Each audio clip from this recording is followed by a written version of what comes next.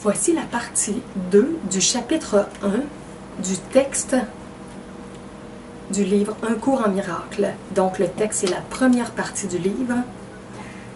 Chapitre 1, partie 2, Révélation, temps et miracles, à la page 7.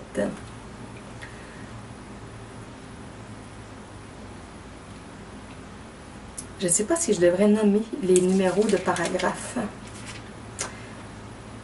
Je pense que je vais les nommer. Premier paragraphe. La révélation induit une suspension complète, mais temporaire, du doute et de la peur.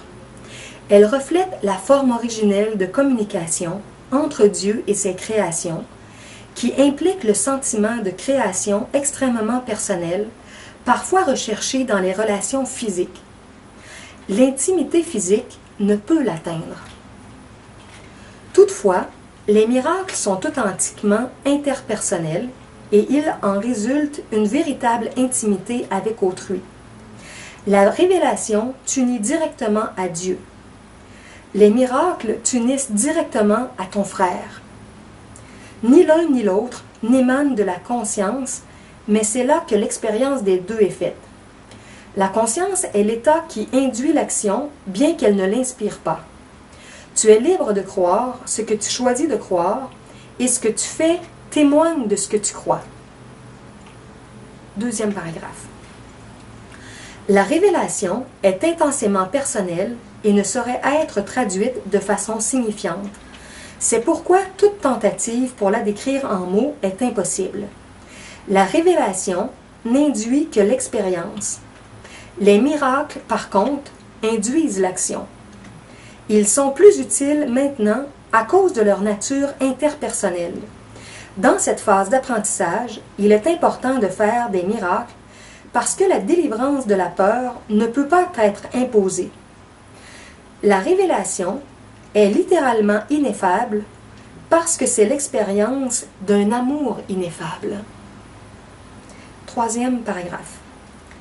La révérence devrait être réservée pour la révélation, à quoi elle s'applique parfaitement et correctement. Elle ne convient pas au miracle parce que l'état de révérence est adoratif, ce qui suppose qu'un être d'un ordre inférieur se tient devant son Créateur. Tu es une création parfaite et tu ne devrais faire l'expérience de la révérence qu'en la présence du Créateur de la perfection. Le miracle est donc un signe d'amour entre égaux. Des égaux ne devraient pas ressentir de la révérence les uns pour les autres, parce que la révérence suppose l'inégalité. Par conséquent, c'est une réaction inappropriée envers moi. Un frère aîné a droit au respect pour sa plus grande expérience et à l'obéissance pour sa plus grande sagesse. Il a aussi droit à l'amour parce que c'est un frère et au dévouement s'il est dévoué.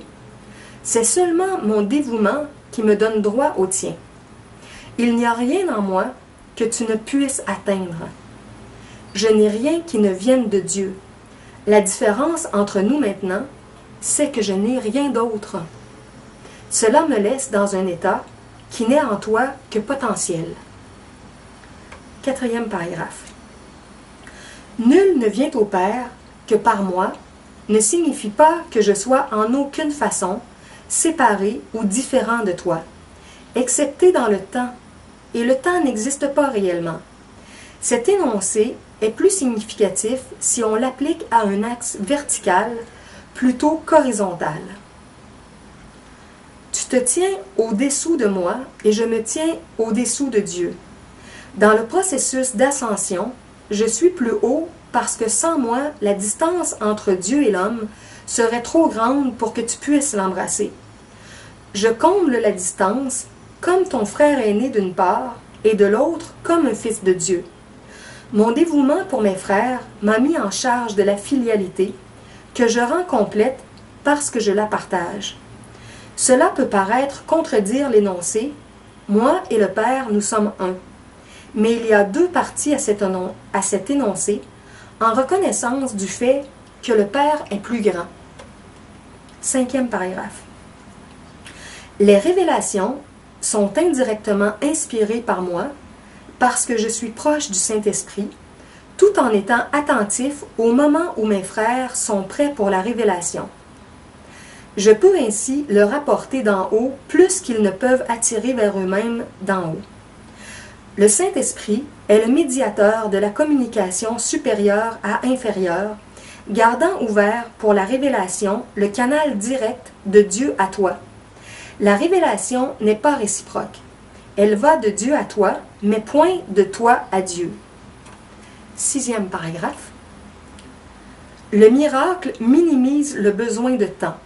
Sur le plan longitudinal ou horizontal, la reconnaissance de l'égalité de tous les membres de la filialité semble comporter un temps presque interminable. Toutefois, le miracle entraîne un passage soudain de la perception horizontale à la verticale.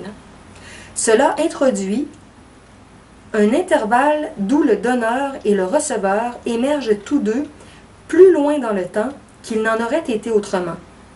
Le miracle a ainsi la propriété unique d'abolir le temps, dans la mesure où il rend non nécessaire l'intervalle de temps qu'il couvre. Il n'y a aucune relation entre le temps que prend un miracle et le temps qu'il couvre. Le miracle se substitue à un apprentissage qui aurait pu prendre des milliers d'années. Il le fait par la reconnaissance sous-jacente de la parfaite égalité du donneur et du receveur sur laquelle le miracle repose.